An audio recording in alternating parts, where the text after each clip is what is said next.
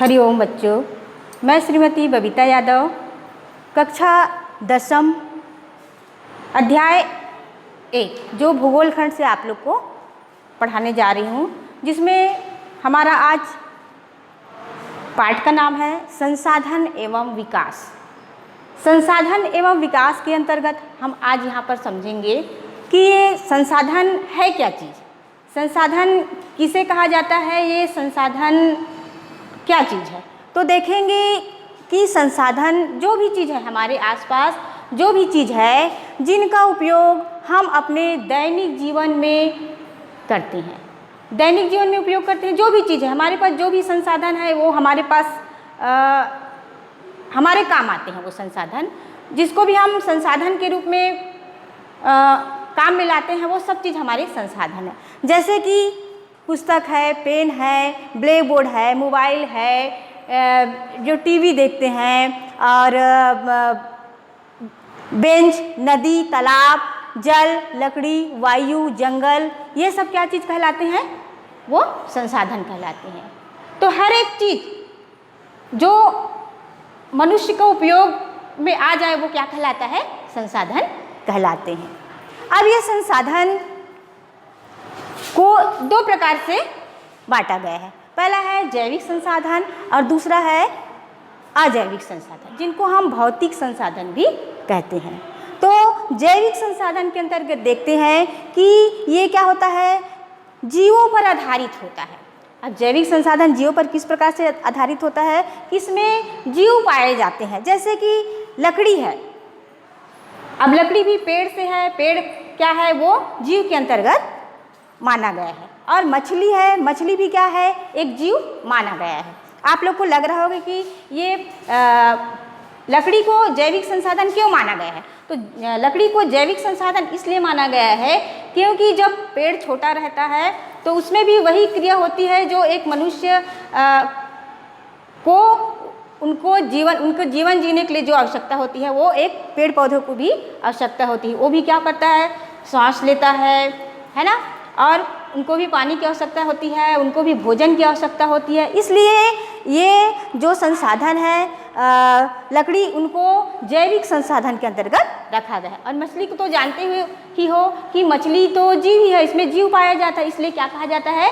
मछली को जैविक संसाधन कहा जाता है। अब आप लोग को लगता होगा कोयला, अभी कोयला कैसे? ये तो धातु के अंतर्गत आता होगा, खनिज के अंतर्गत आता है, ये कोयला को कैसे खनिज संसाधन मान लिया गया?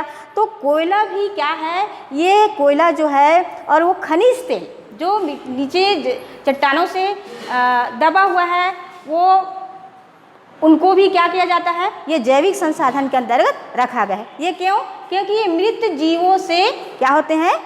बने होते हैं। अब मृत जीवों से हजारों साल पहले दबे हुए, अभी कोयला जो निकाला जाता है, कोयला धातु जो मृत जीवों, और जो खनिज है वो भी क्या है? ये मृत जीवों से क्या होता है? मिलकर बना होता है।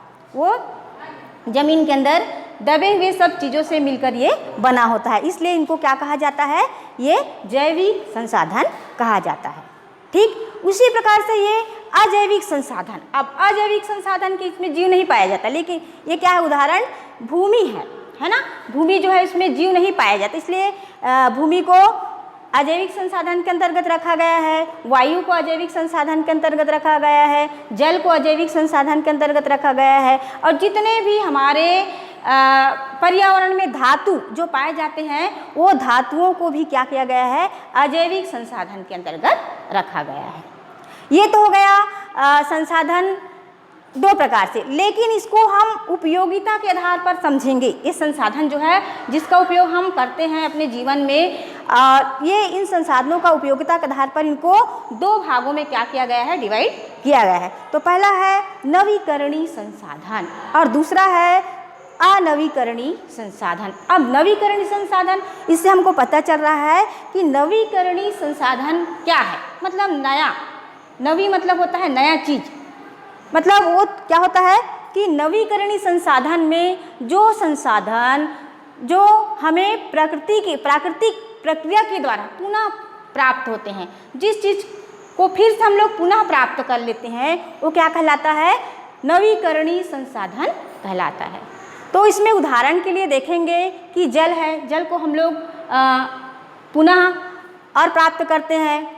उसी प्रकार से वन है, वन को भी हम लोग एक बार वन की कटाई हो जाए, पेड़ पौधों की कटाई हो जाए तो फिर से और पेड़ पौधे लगाते हैं। वायु है, वो क्या होता है, वायु भी बदलते रहता है। उसी प्रकार से पशु भी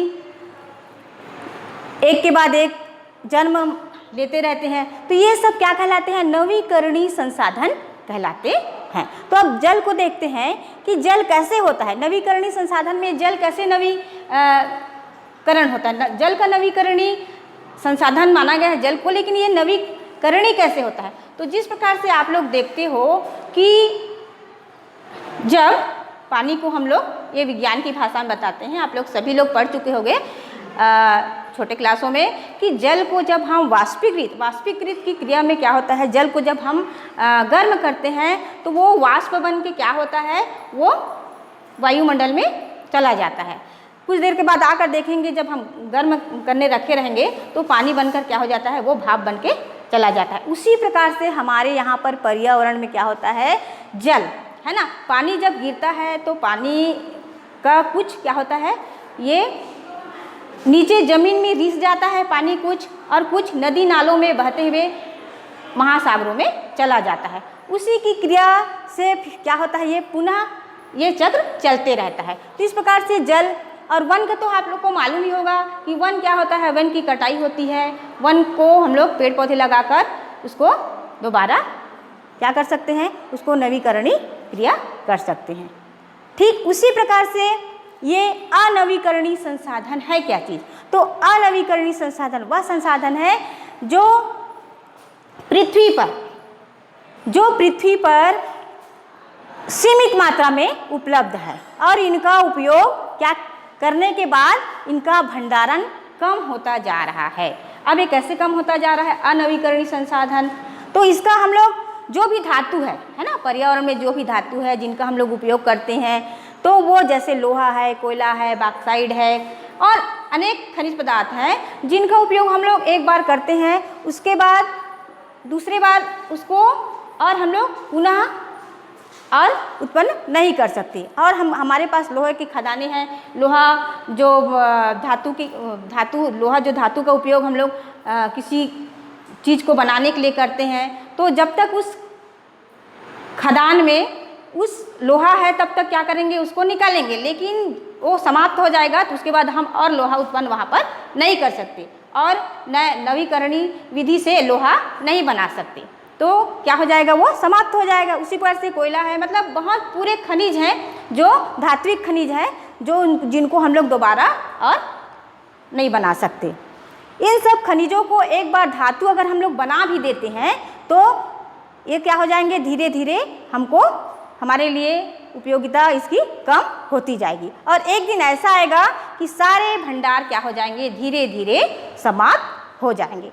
उदाहरण के लिए आप लोग को हमारे छत्तीसगढ़ में यहाँ पर एक गांव है जो दल्ली राजहरा, जिसमें आप लोग सुने होंगे कि लोहे की जो खदान थी वो धीरे धीरे क्या हुई, समाप्ति पर आ गई है और वो समाप्त हो चुकी है। तो इसका क्या कारण क्या है कि जो कच्चा लोहा उस खदानों से निकाला जाता था वो उनका उपयोग क्या हो गया, समाप्त हो गया, उनके उपयोग के बाद उनकी क्या हो गई, समाप्ति हो गई। अब उसके बाद हम उसी दल्ली राजहरा में हम और वहाँ पर नवीकरणीय संसाधन उत्पन्न हम नहीं कर सकते, क्योंकि वो समाप्त होने वाली है ना, जो भी है ऐस वो क्या है, एक बार समाप्त होने के बाद दूसरी बार और उसको उत्पन्न नहीं किया जा सकता।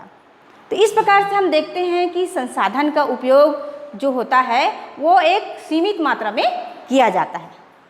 ठीक, अब एक प्रश्न है, अगर हम जंगलों की लकड़ियों का उपयोग करना चाहते हैं तो उनके नवीकरणीय चक्र से कैसे मेल बिठाएंगे, चलिए बताइए कैसे मेल बिठाएंगे।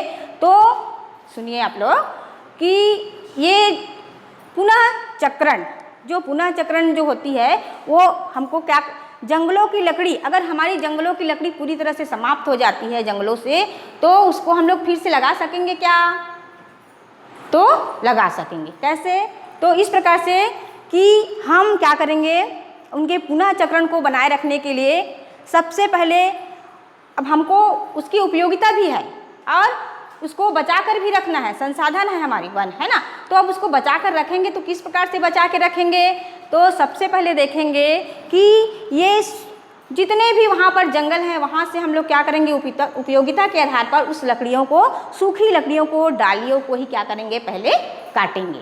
फिर उसके बाद जितने भी पुराने पेड़ हैं उनको काटेंगे। तो और उसके बदले हम अधिक से अधिक क्या लगाएंगे, पेड़ पौधे लगाएंगे, जिससे जो हमारे जो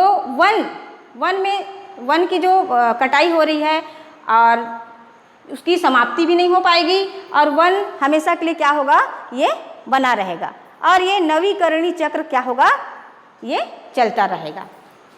ठीक इस प्रकार से हम जितने भी संसाधन हैं उनका हम लोग उपयोगिता के साथ जो दुरुपयोग हो रहा है इन सब को बचाए रखने के लिए क्या करेंगे, हम स्वयं इसके लिए इन संसाधनों की बचाव करेंगे। ठीक इसके बाद और नेक्स्ट वीडियो में देखेंगे कि ये संसाधनों का प्रबंधन किस प्रकार से किया जाता है। नमस्कार बच्चों, बंद कर दिया।